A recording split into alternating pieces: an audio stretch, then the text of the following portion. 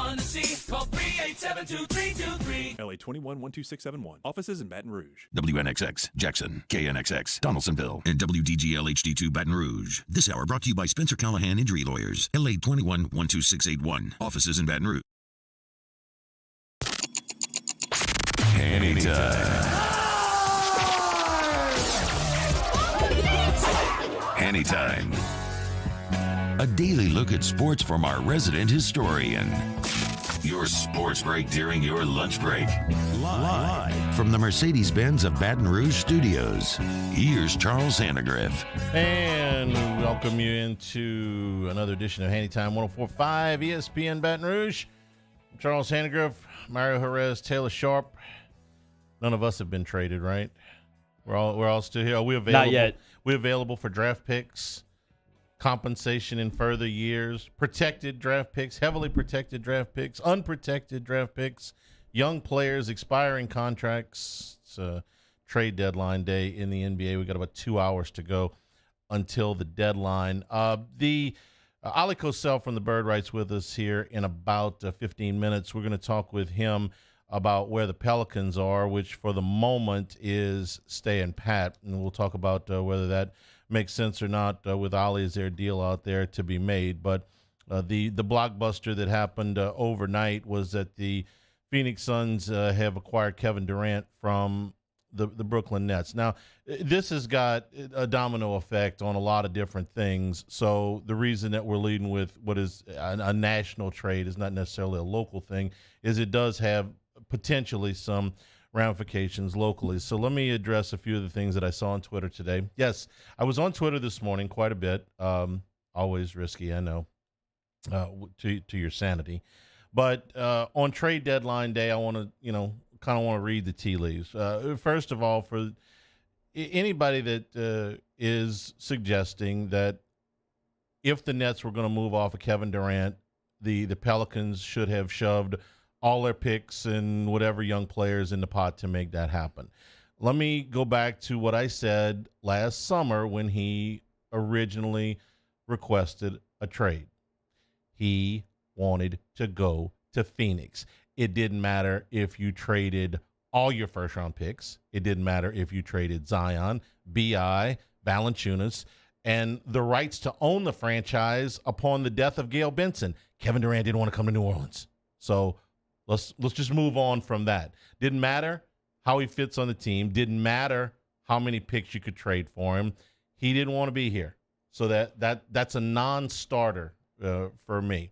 That didn't matter if you could offer twice what the Suns. He wanted to go to Phoenix. He might have accepted a trade to Miami. He wasn't going anywhere else. And if we know anything about the current NBA, you don't want to play there, you can force your way out. So the idea that he would ever have come to New York, yeah, they could have traded for him and had him come here and sulk and pout and demand a trade out as soon as he possibly could. So let's just take that off the table right at the beginning. The second thing is this makes the Suns a clear favorite in what is a very jumbled up West. They did have to part with Mikal Bridges, who is a fantastic two-way player, who is extremely durable. We'll talk about that in a minute. Cam Johnson, who's been hurt this year. Jay Crowder, who they're trying to move before the deadline because, well, he doesn't want to play anywhere. And 4 first-round picks plus a pick swap. Makes the Suns the favorites in the West and makes everybody else nervous because if Durant and Devin Booker is healthy and he just got back this week and Chris Paul didn't have to be included in the trade, which allegedly earlier in the week Paul might have gone over in a trade for Kyrie Irving. None of that. Paul is still, even at 37, good enough to be a major factor on any playoff series. So the Suns are the favorite. What does it do for the Nets, and why does that matter? Well, the Pels are still out there looking for a deal that makes sense. Maybe it's Bogdanovich, maybe it's Anunoby. Mikal Bridges' name came up this morning. Mario, you got to help me out with this one. I'm the Brooklyn Nets. I just got rid of 2 of the best players in the NBA. I got a boatload of draft picks for them. But of the players that came back, none of them are better than Mikal Bridges. He averages 17 points a game. He was second in Defensive Player of the Year voting last year. He is 26 years old, and he has never missed a game in the NBA. Furthermore, never missed a game at Villanova. This is the absolute epitome of durable. So why am I reading things this morning that say, well, you know, if the Nets wanted to trade Bridges, they could get 3 first-round picks for him? Why would you want to trade that guy? No idea what Sean Marks is thinking. I know he's had some rough times recently running that franchise, but that makes no sense. This is the kind of guy you want back. He plays on both ends of the floor, and he plays every night, and he keeps his mouth shut. And a winning player Yes. at Villanova and in Phoenix. This is if they put that guy on the block, how many picks do I have? Because I want him. So I don't understand why in the world. Maybe they will. I mean, look, we're talking about a team that once traded for way past his prime Kevin Durant, a way past his prime Paul Pierce, and a way past his prime Jet Terry, all in the same trade, and wrecked like 8 years worth of drafts to do it. So I ain't saying they wouldn't. I'm just wondering why they would. So I don't see that. Are the Pelicans going to make any kind of move before the deadline? We'll talk to Ollie here in a minute. If there was a deal that made sense, I'm all for it.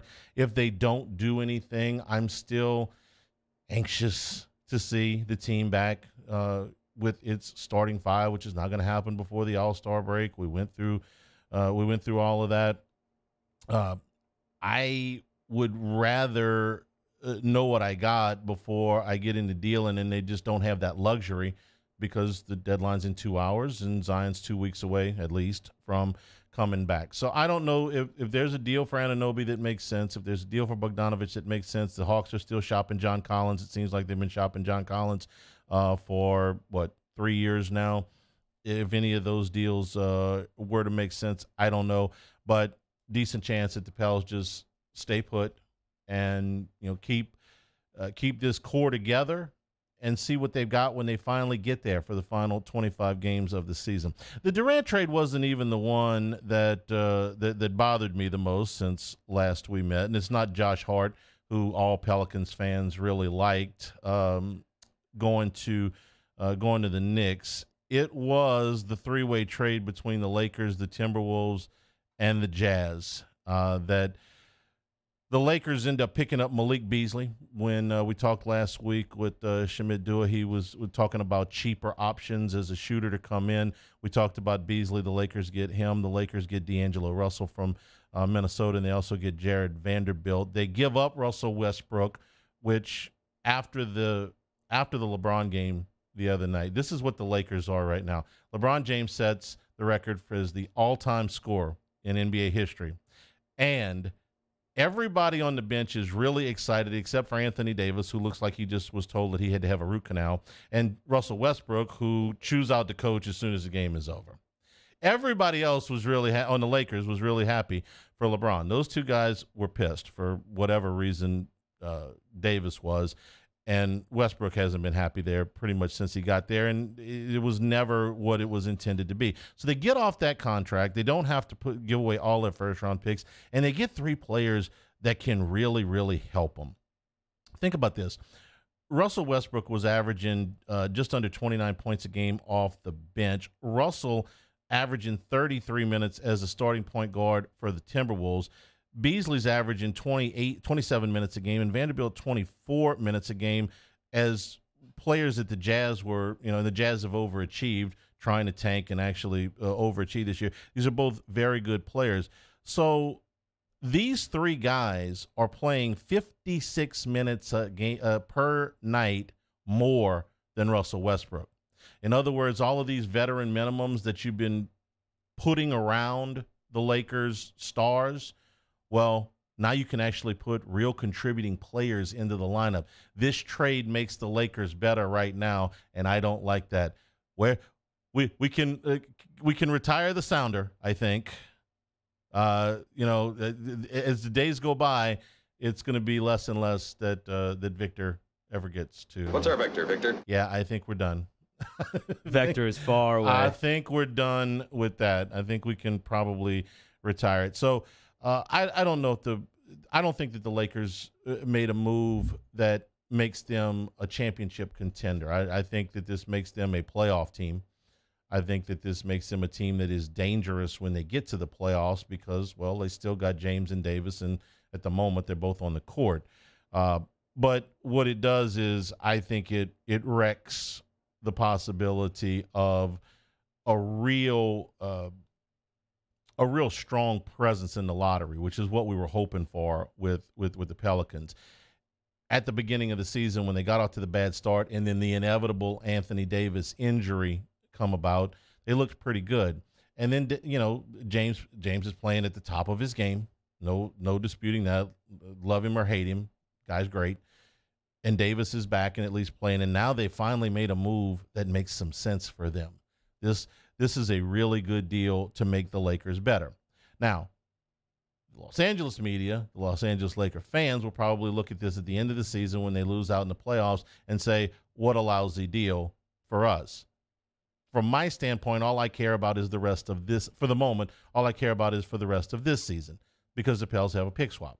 And I wanted the Lakers pick, and I wanted it to be in the lottery, and I wanted the ping pong balls to line up to get Victor. That took a big, big hit yesterday. This is a good deal for the Lakers. They'll get better on this deal. So, again, we're about 2 hours to the deadline, and we'll see what happens between now and then. Mario, you're monitoring pretty much Twitter. We got all of the big insiders. Woj is at the top, but there's a number of them. We're watching all of these things. A little bit quiet right now, but we still got 2 hours to go to the deadline. Yeah, got 2 hours to go. And in the last 20 minutes or so, it looks like Serge Ibaka is going to the Pacers from the Bucks, and the Bucks also acquired Jay Crowder for 5 second-round picks. I think that's a good move for them. I was going to ask about Jay Crowder, who the Suns sent home at the beginning of the season. One of the stranger things, we don't even want you in the facility. We'll trade me. Nobody wants you. Okay. Because I'm sorry. That's the wrong way to say it. Jay Crowder's a good player, but he forced his way out of Phoenix, and Phoenix was basically holding him up because they wanted something of real value back for him, and so there were no trade takers. So Jay Crowder has been sitting home since October, and he went to where you said? Milwaukee.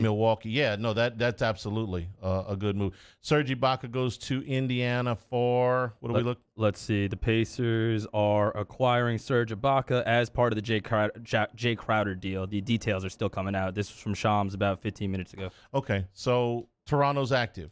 All right, if they moved Ibaka, does this make it more likely that they are trying to move Anunoby, for which they are great? There's great interest around the league, Pelicans and about 6 other teams. Here's my deal, Mario. I don't care if the Pels don't get Anunoby. I could live without that deal. If they get him, great. Don't trade Herb. But I don't want to see him in Memphis either. So that's kind of my deal on that. Let's talk with Ali Kosel from the Bird Rights when we get back as we approach the trade deadline in the NBA. So some more thoughts on Derek Carr, who spent the day yesterday in New Orleans. A little bit later on in the show, LSU played a basketball game last night. The results were pretty much what the results have been for the last month and change. We'll get to that. This is Hanny Time, 104.5 ESPN Baton Rouge. Our listeners fire off their opinions on the jimsfirearms.net hotline at 499-1045. Keep listening for your next chance to shoot us your thoughts with the jimsfirearms.net hotline on 104.5 ESPN Baton Rouge. There it is, the extra mile, on the border of expected and extraordinary for those willing to go further, like vans customized for work or play, with safety and tech to keep you connected. Supported by a 5-star sales, service, and finance team. And backed by the 1-star you know. So go the extra mile. It's never crowded because so few have what it takes to go there. Mercedes-Benz Vans. I had to leave my parents. I had to move schools. I don't know anyone here. Everything keeps changing. Why is this happening to me? glad you're here. Change a child's story. There's a child in foster care waiting for a volunteer like you.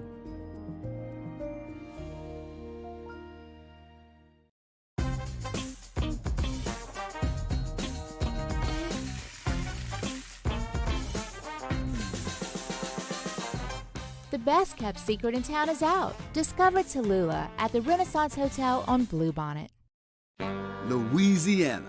It's a place defined by culture, by pride, by passion, by people who do more than love this place. They celebrate it, elevate it, champion it.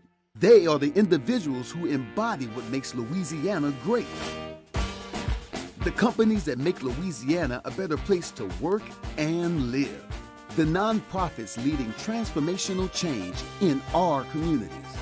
Champions of Louisiana are all around us, and LWCC is proud to celebrate them because we've always been Louisiana loyal, supporting the workers, the innovators, the change agents of this great place we call home.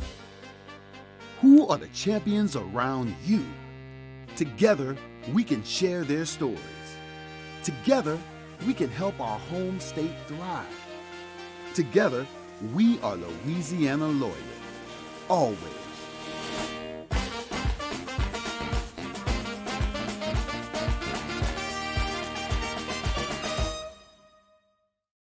Saturday, February 25th, 7 p.m. The Bulls, Bands, and Barrels Tour at the Lamar Dixon Expo Center. Presented by Jerry Lane Chevrolet. Edge of your seat excitement with bull riding, barrel racing, ultimate bullfighting. With a live performance by Bailey Zimmerman. With Timothy Wayne, plus two-time PBR world champion Chris Shivers, and Brinson James, the entertainer. Tickets and information at bullsbandsandbarrels.com. Saturday, February 25th, Lamar Dixon Expo Center at 7 p.m. Presented by Jerry Lane Chevrolet, the #1 Chevrolet dealer in Louisiana. I've been doing business with Luba for 25 years. They're dependable, trustworthy. It's just the attention to detail with our clients. Our folks have years and years of experience. They're highly trained professionals, but many companies have that asset.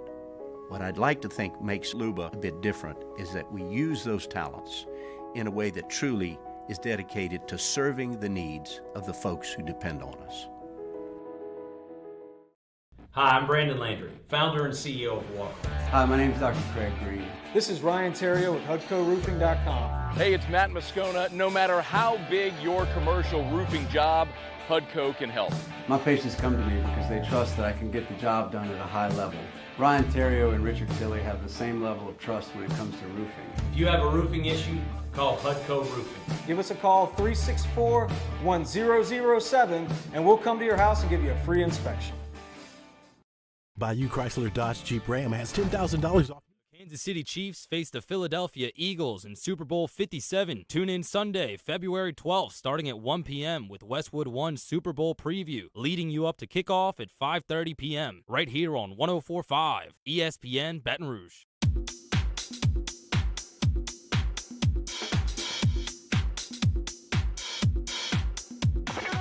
This is Hanny Time with Charles Hannegriff on 104.5 ESPN Baton Rouge. Hey, who's suiting up for the Nets tonight? Asking for a friend. Cam Thomas is. Yeah, well, yeah, going for 40 in 4 straight games. That's a pretty short list. Yeah, Cam Sanity is what they're calling it in Brooklyn. Telling you, man, and so none of the, Bridges is not going to get there for tonight. So, but Dinwiddie, I think, is going to play.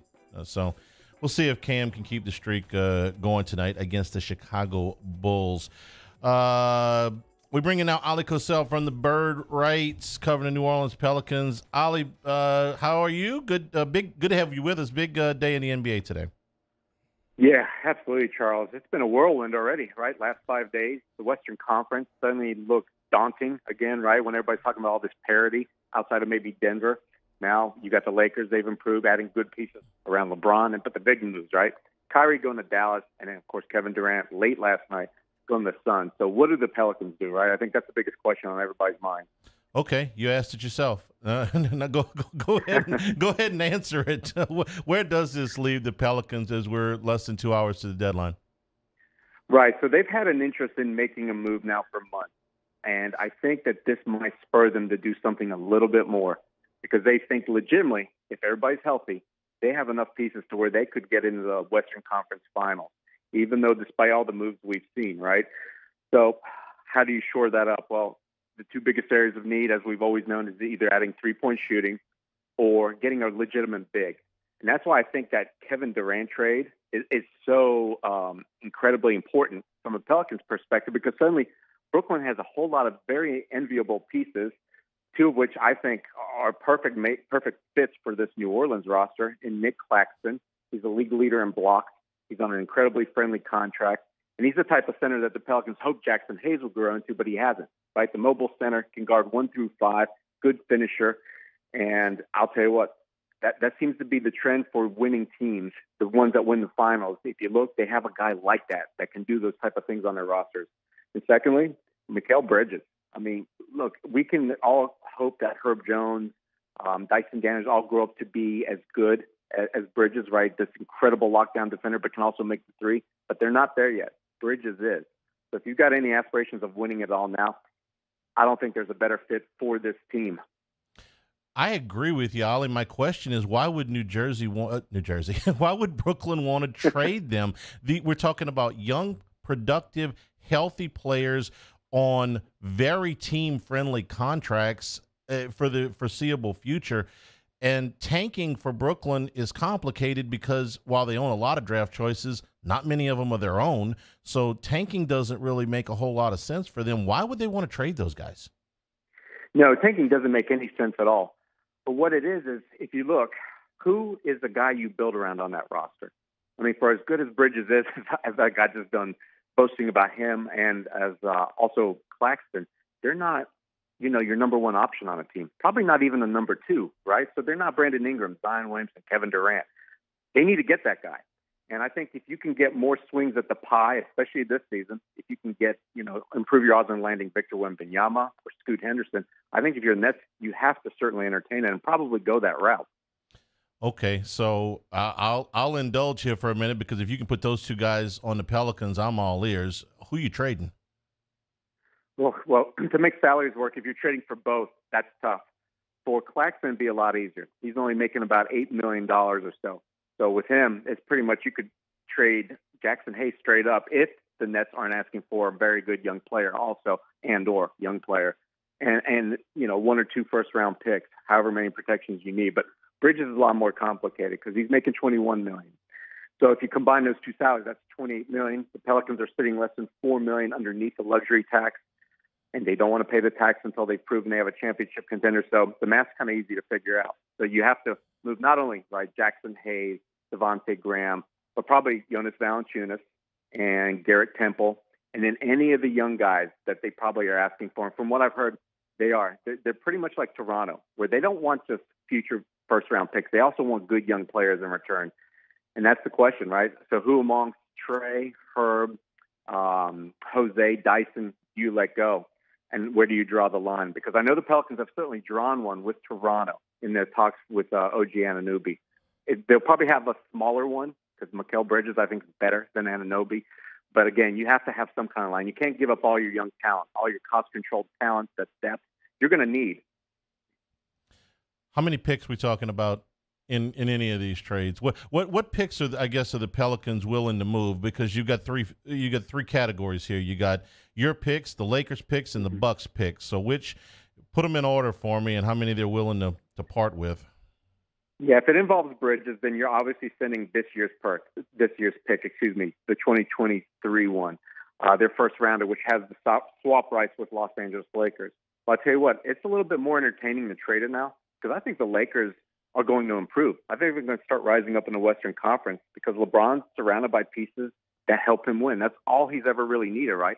Shooting, getting all the guys to do everything else on the court. And I think he's gotten that now. So they're going to go up. Their value of their trade pick's going to go down. Same thing with the Pelicans. You've got to expect that this team's going to finish in the top 8. So their odds of, landing, like I said, Wembanyama or Scoot Henderson with their own pick are almost close to 0.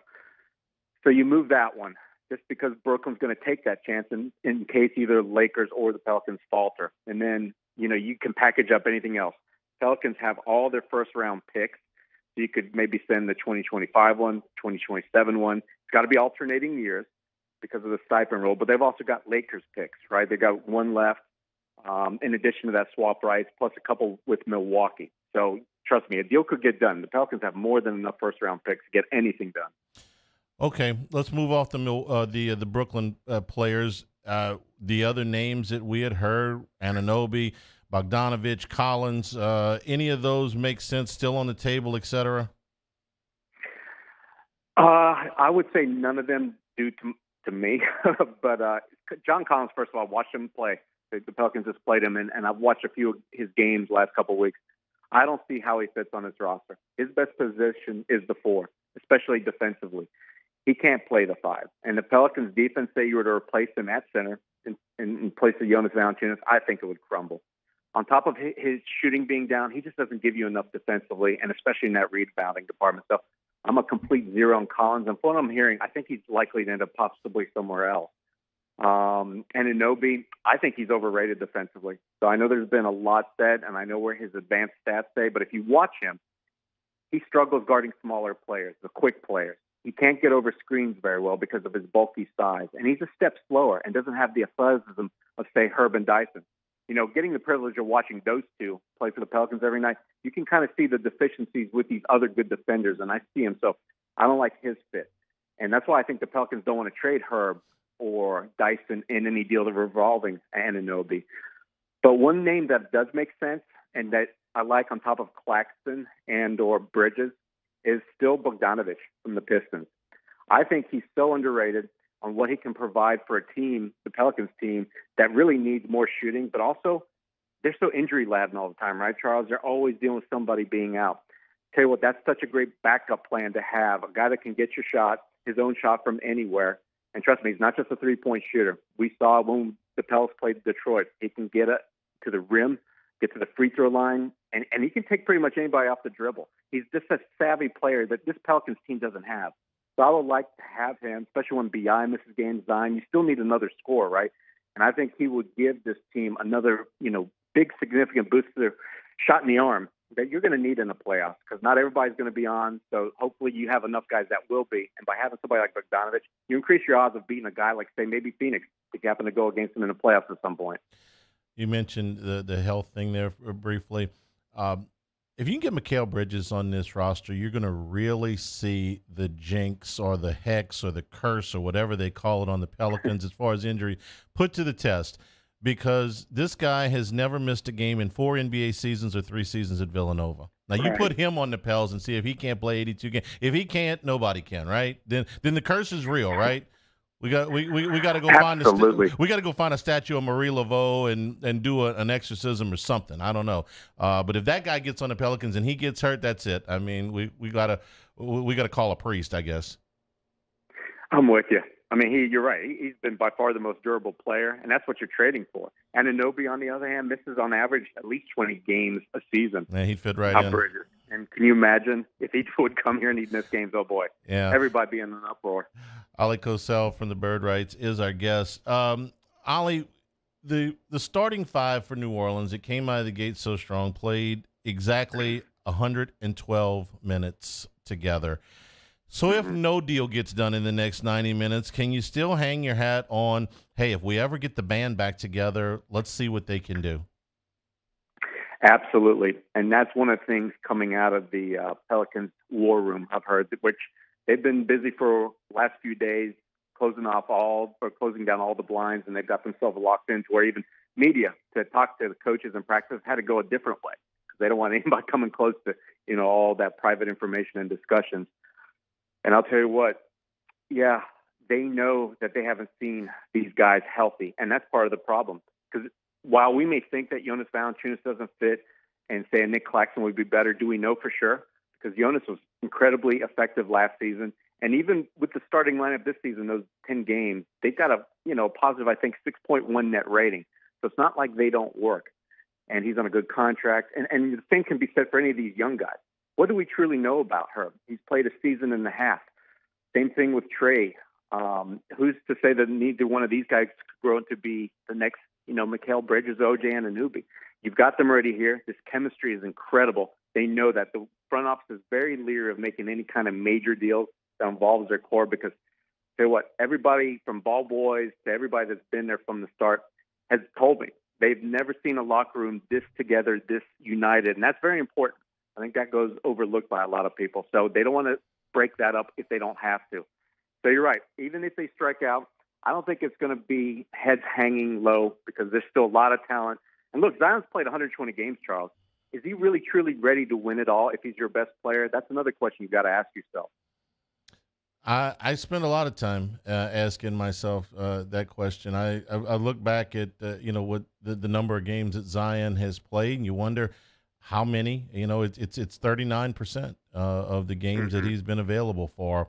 And just to put in perspective, I did this on the podcast yesterday for a career. Now he's 22 years old, so maybe this isn't fair, but as he gets older, I don't imagine that the body problems are going to get better. It compares very favorably to Bill Walton. Walton was a great player when he played. He played about 40% of the time in his career, and there was a never-ending frustration with getting him on the court for whoever he was with, whether it was Portland or at the time the San Diego Clippers or later the Boston Celtics. When he played, he was great, but he didn't play nearly as much as they want him to. I don't want to make that comparison, just yet, but early in his career, you gotta wonder. So that gives me an opportunity to ask about Zion before we let you go. What are you hearing? Yeah, so there was some hope, say about 4 or 5 days ago, that we may be able to see him right in a game or two before the All-Star break, and also in the actual All-Star game. But that's no longer going to happen. While it hasn't been a setback, I think his recovery is just going to take longer. And talking to people, the Pelicans kind of felt that this was going to happen. He was going to miss at a minimum a month because it sounds like he had something similar to a grade 2 hamstring strain, which if you look, those players typically miss about closer to 6 weeks, maybe even up to 8 weeks. So Zion sitting out does not surprise me. And look, you can take advantage of all this time to make sure he is 100% healthy by going and sit him out these 3 games, right? Pelicans' next game after the All-Star break is until February 23rd. I approve of waiting until then to bring him back. Yeah, I may be selfish in this, but I didn't want him to play in the All-Star game. I didn't want him to come back and play 1 or 2 games and play in the All-Star game. I've got this nightmare scenario where he aggravates it in that thing doing some dunk, and it's like, look, if you do that against the Lakers, fine. You do that in an exhibition game after we've been waiting for 2 months for you to come back, then no. So that makes me selfish, I guess. Count me in on that, but I'm okay with him sitting out the next few games. If not going to play in the All-Star game, let's see what we got for the last 23 to 25 games of the season. Ollie, you're the best, man. Follow him at thebirdrights.com. Check you in a couple hours, man. I know you're watching the Wires here pretty good, so we'll see. Absolutely. Thanks, Charles. All right, thanks. Ollie Cosell from the Bird Rights. We'll take a break. This is Hanny Time, 104.5 ESPN Baton Rouge. This is Hanny Time. Infinity of Baton Rouge, looking to buy vehicles from customers right off the street. It's easy to get an offer from Infinity of Baton Rouge, whether you're looking to sell it there, trade it in for another vehicle. If you're just looking to find out what the value of your vehicle is, it takes less than 15 minutes to get a quote, and there's no pressure to buy. When you do buy, though, from Infinity of Baton Rouge, a certified pre-owned vehicle program is so attractive. You're going through a rigorous 167-point inspection to get the vehicle back up to code, and if it passes that, qualifies for a 6-year unlimited mile warranty, 1 full year of prepaid maintenance on the vehicle, plus roadside assistance and courtesy vehicles when you bring your vehicle in for maintenance. You don't have to worry about dealing with waiting for your vehicle or getting a transportation to and from.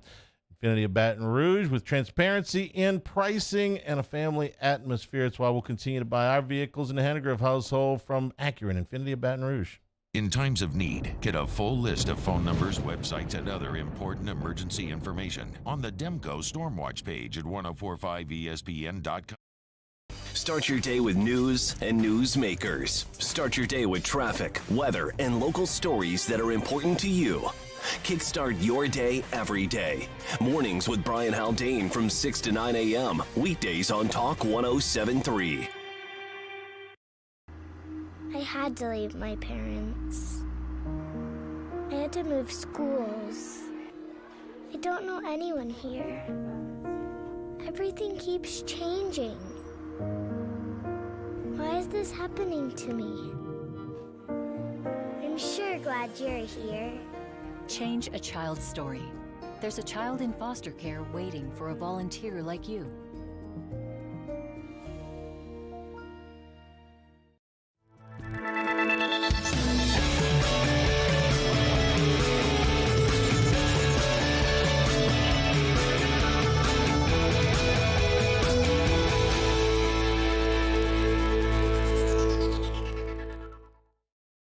Saturday, February 25th, 7 p.m. The Bulls, Bands, and Barrels Tour at the Lamar Dixon Expo Center. Presented by Jerry Lane Chevrolet. Edge of your seat excitement with bull riding, barrel racing, ultimate bullfighting with a live performance by Bailey Zimmerman.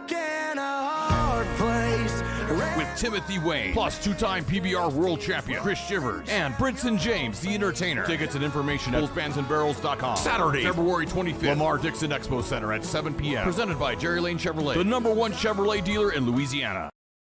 Louisiana.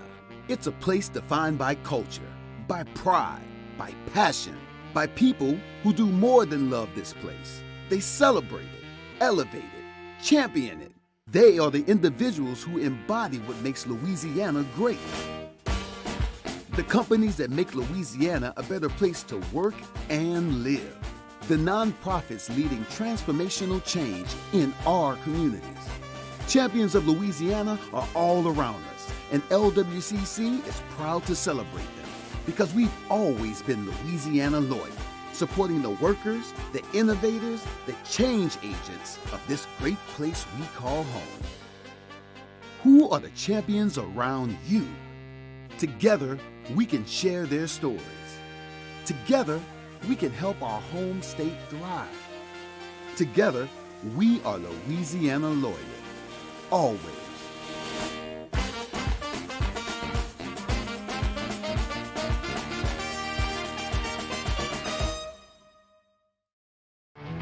There it is, the extra mile, on the border of expected and extraordinary, for those willing to go further, like vans customized for work or play, with safety and tech to keep you connected.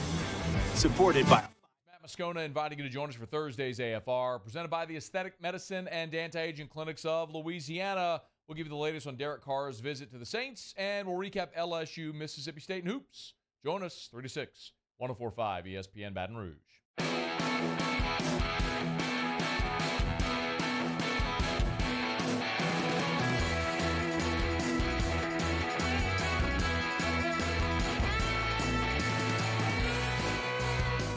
This is Hanny Time with Charles Hannegriff on 104.5 ESPN Baton Rouge. Remember, you can always get the show on demand, 1045ESPN.com. Hannycast dropping a little bit later this afternoon. We'll have some Super Bowl prop bets for you. Our betting guide to the Super Bowl, putting out picks on the Hannycast. You get that also at the website on Apple, Spotify, wherever you get your podcast, you get it there. I said watching the wires before we went to break. As it was pointed out to me in the Bayou Ford chat, that is a very dated phrase. What I mean, watching the wires. Okay, you guys know what I meant? No. There? Okay. Thought it was like a social media thing. No, it's very much not. So my very first job in radio, in 1987, we had we call it a teletype. It is a printer. Okay. And we subscribed to the wire services at the time, the AP and the UPI. It's exactly what it sounds like. As news would come into that printer, the news would print. Think about it this way. Think about it. I don't know where do you get your news? Okay, what website do you get your news? Twitter. Oh, okay. The Bird. Imagine if Twitter printed everything that came through. That's what a wire was. Okay. One of my jobs, in my first job in radio, was to edit the wire. Imagine having to edit Twitter. Okay. We had a newsroom. We had a printer. The news came in on the printer, and you had to sort it. We had a hook for local news. We had a hook for national news. We had a hook for weather. We had a hook for notable deaths. If somebody died, you put it on the death hook. Okay. And if you let the wire go, well, imagine if you don't check Twitter for 3 hours, okay? How backed up does your timeline get? Okay, lost, yeah. Imagine if all of that was printed. That's what 1987 was like. And so whenever there was something that was, very, very prominent, you would always have somebody watch the wires to see if anything was coming across. This happened a lot during elections, or like when there was an assassination attempt on President Reagan or the Pope. That was a little bit before me. Watch the wires to see if anything's coming through. Watch the wires, okay? Yes, it just means I'm old, okay? That's all that means. And thankfully, you guys don't have to edit the wires, because if you ever wanted to get in trouble with the news director, you just let the wires go for too long, because if you waited like an hour or two, the paper would pile up, and we wasted an enormous amount of paper, because for everything that you actually did use in the newsroom, you threw away 10 times that. A lot more sophisticated now, and I still said watching the wires. All right, shame on me. Did you catch Roger Goodell's speech yesterday, the State of the Union of the NFL? I caught the highlights or the lowlights. One of them was, our officiating has never been better. And see, I thought Roger Goodell had actually watched the AFC and NFC championship games. That would have made perfect sense to me, right? That the commissioner would actually watch the championship game. I assume he's going to watch the Super Bowl. Somebody get him a ticket? Does he have a seat? Is he going to go? Because anybody that watched the AFC and NFC championship games cannot, in their right mind, say that officiating has never been better. That's what he said. That's a direct quote. Never been better.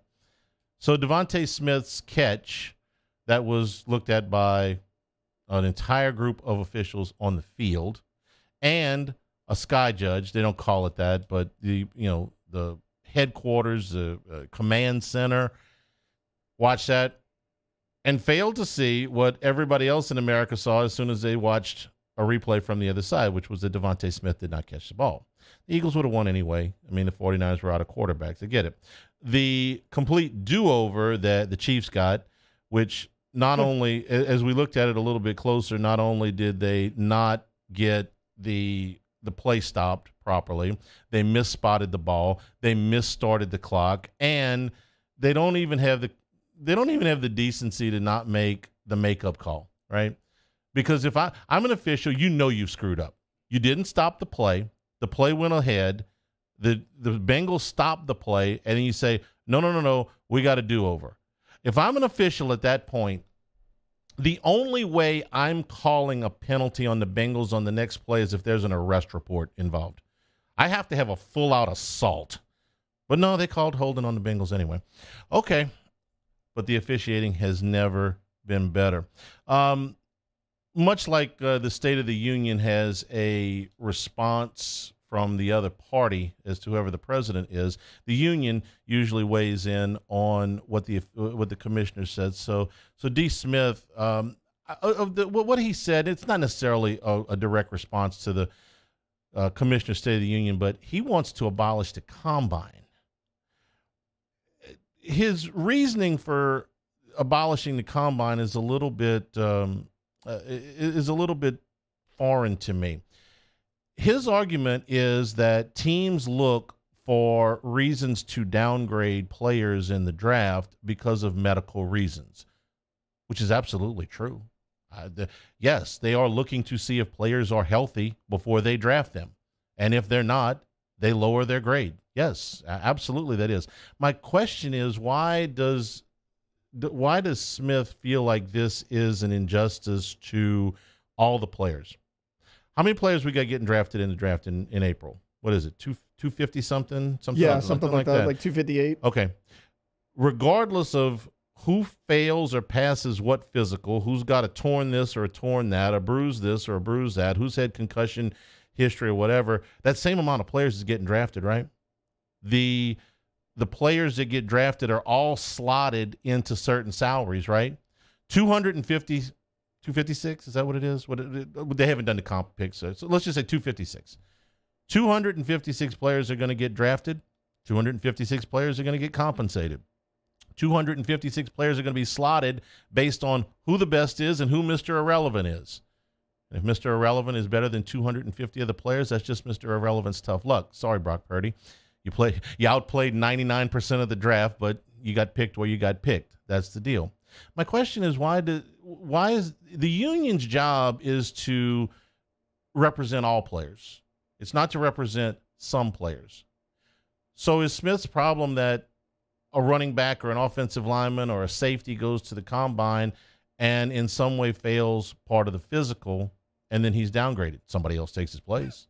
Somebody that wasn't maybe thought of as highly moves up, maybe just based on their health. So I didn't quite get that one either. I didn't see where the union, in representing all of the players, would be worried about somebody not passing a physical or having a medical grade that downgraded them a little bit. We'll see what happens with that. The other thing, NFL yesterday, was Derek Carr was in New Orleans. Still in the same place that I was on Derek Carr earlier in the week. If you can get Derek Carr for a reasonable amount of money on a reasonable contract for reasonable compensation, then this upgrades the Saints. We went through the reasons why you would trade instead of waiting for him to get released, which is that you don't want him out on the open market with all these quarterback-needy teams. You agree to deal with him, and you agree to compensation for the Raiders, which they wouldn't ordinarily get if he is released next week. Can you risk it and say, look, if we really want Derek Carr, we can wait until next week, let him get released, and then we don't have to give a draft pick to the Raiders? Yes, you could. But you open yourself up to offers coming in from all over the NFL. Are you willing to make that risk? Depends on what the draft choice is. We heard yesterday that it might be a 3. That seems a little tall to me. I'm not going to go ballistic nuts if they do that. It's locking in a quarterback, a competent quarterback, which at the moment they do not have. They do not have a healthy, competent quarterback on the roster. Jameis Winston is on the roster. They don't trust him. They wouldn't play him last year. Don't imagine they're going to play him next year. They're going to cut him. So right now, they got to go find a quarterback. Derek Carr is a middle-of-the-road quarterback. He's a, mid to late tier 2 quarterback, but he's better than what you got, and he's better than what else you got in the division. I don't get the argument that Derek Carr doesn't send you to the Super Bowl. Is that how we're judging all the deals now? If this deal doesn't put you in the Super Bowl, you shouldn't make it. It makes you better. It locks up a position that is of the most importance, and it does it at a reasonable cost. Derek Carr shouldn't make $40 million. Neither should Kirk Cousins, but he does. Neither should Dak Prescott, but he does. Neither should a lot of quarterbacks that make what they make in the NFL, but they do. So this is the cost of getting a quarterback. You want to go on a cheap again? That's fine. And put your money somewhere else and tank. That's fine. It's a perfectly reasonable strategy to go with, but I don't know if it gets you any closer to where you're at. I could live with a Derek Carr deal that lessens their cap blow from what the Raiders would have had to take next year, that is with some reasonable draft compensation. I am not for Derek Carr at all costs. I'm not for sending a high draft pick. I wouldn't send a 1. I wouldn't send a 2. I'm lukewarm on sending a 3. I think a 5 is fair, because if you say no, the Raiders just have to go to next Wednesday and cut him. But that puts the Saints in a little bit of a precarious position, because what if the Colts get involved at that point? What if the Panthers get involved at that point? What if the Texans get involved, or any of the other teams that need? What if somebody else in your division gets involved at that point? I still want to know why the Raiders are cutting Derek Carr. Hadn't figured out yet. LSU lost to Mississippi State last night. That's 11 straight losses by an average of 15 points a game. Even if you take out the Alabama 40-point drubbing, it's still a 12.5-point per game deficit. I don't want to spend a whole lot of time talking about the game. It's a carbon copy of this, the same thing that's happened in the other games, which is LSU goes a long stretch without scoring a basket. And last night it was the end of the first half and the beginning of the second half, and I think it was 9 minutes or something like that, or 8 or 9 minutes where they don't score. What you have at the moment is, in my opinion, the second worst power conference team in the nation. The second worst. Louisville's worse than LSU. That's it. Right now, Georgetown, Minnesota, South Carolina, DePaul, they're all a little bit better than you. You're 139 in the net. It puts you behind teams like Towson, Fordham, UMass Lowell. I mean, you lost the game for the same reasons you've been losing games all through the stretch. You got beat on the board. You turned the ball over 15 times. You shot 33% from three-point range and 43% from the floor.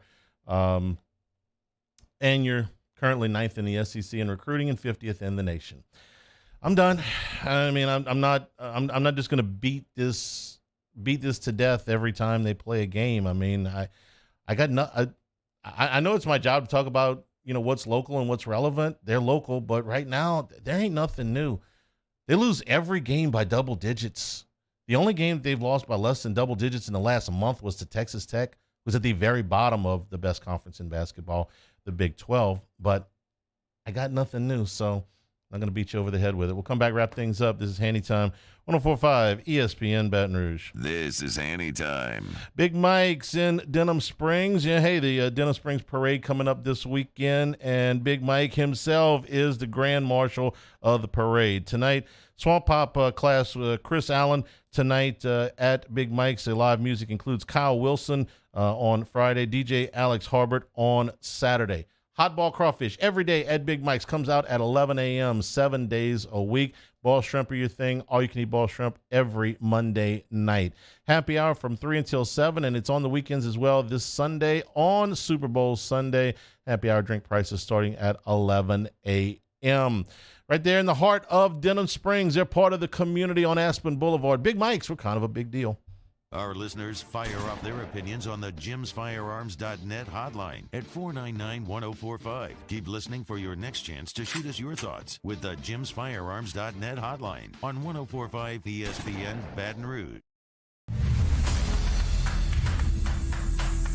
We get it done with strength, commitment, dedication, grit. Let's go, defense!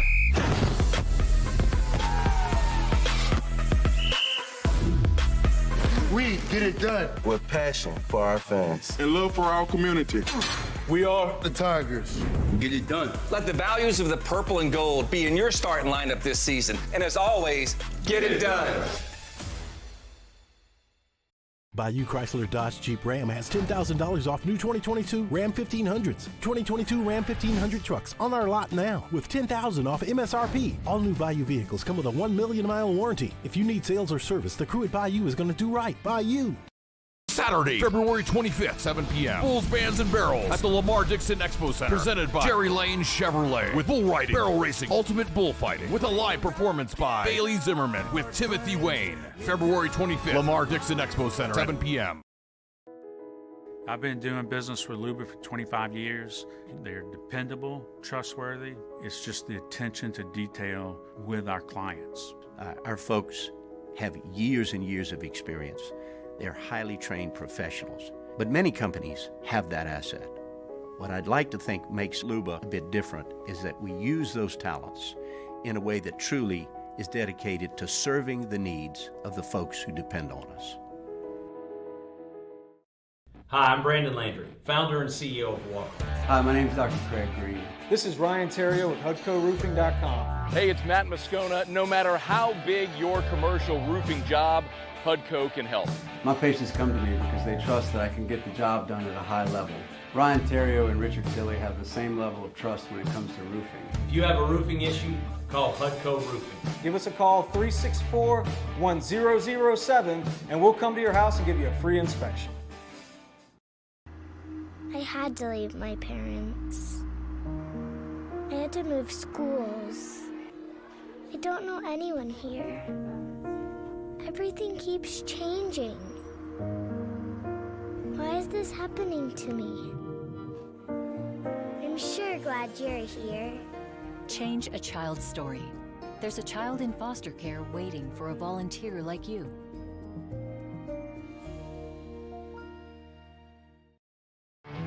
There it is, the extra mile, on the border of expected and extraordinary for those willing to go further, like vans customized for work or play, with safety and tech to keep you connected, supported by a 5-star sales, service, and finance team, and backed by the 1-star you know. So go the extra mile. It's never crowded, because so few have what it takes to go there. Mercedes-Benz Vans. Louisiana. It's a place defined by culture, by pride, by passion, by people who do more than love this place. They celebrate it, elevate it, champion it. They are the individuals who embody what makes Louisiana great. The companies that make Louisiana a better place to work and live. The nonprofits leading transformational change in our communities. Champions of Louisiana are all around us, and LWCC is proud to celebrate them because we've always been Louisiana loyal, supporting the workers, the innovators, the change agents of this great place we call home. Who are the champions around you? Together, we can share their stories. Together, we can help our home state thrive. Together, we... Jimmy Ott and Charles Henniger for the Thursday evening edition of Game Time presented by Bet Rivers. We're downtown at Jolly Pearl Oyster Bar on north facing Town Square. Game Time, 6 to 8 p.m., presented by Bet Rivers on 104.5 ESPN Baton Rouge. This is Hanny Time with Charles Henniger on 104.5 ESPN Baton Rouge. The Bayou Ford chat, Champ says with LSU basically being cleared by the NCAA, do you think they hire a real coach? There's so much wrong with that, almost don't have time. First of all, they haven't been cleared by the NCAA. I don't know if McMahon's going to be a good coach here or not. I know right now he's up against it. But I do have to say, Wade recruited with this hanging over his head, and Auburn recruited with this hanging over their head, and Arizona recruited with this hanging over their head, and Kansas recruited with this hanging over their head, and NC State recruited with this hanging over their head, and I want to see some movement in recruiting. He's got time. This year's team is sunk, but he's got some time. Got to get recruiting, man. That's the only way you're going to fix this thing. Thanks to everybody for participating. For Mario and Taylor, I'm Charles Henniger saying thank you and good afternoon. Stay tuned for Hunt Palmer, 104.5 ESPN Baton Rouge.